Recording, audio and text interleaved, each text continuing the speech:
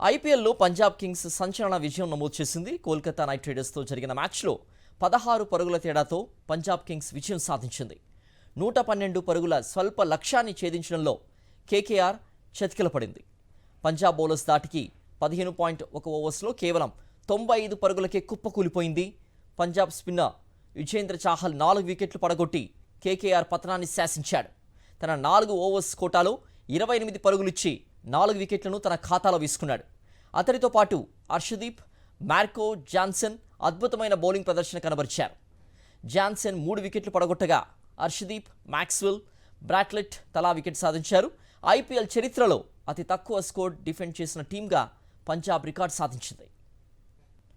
ఐపీఎల్లో పంజాబ్ కింగ్స్ సంచలన విజయం నమోదు చేసింది. కోల్కతా నైట్ రైడర్స్తో జరిగిన మ్యాచ్లో 16 పరుగుల తేడాతో పంజాబ్ కింగ్స్ విజయం సాధించింది.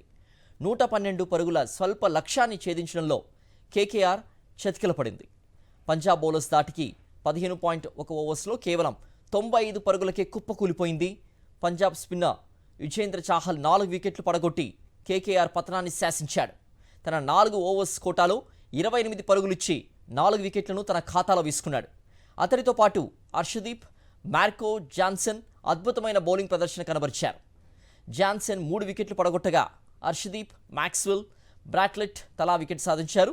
ఐపీఎల్ చరిత్రలో అతి తక్కువ స్కోర్ డిఫెండ్ చేసిన టీంగా పంజాబ్ రికార్డు సాధించింది.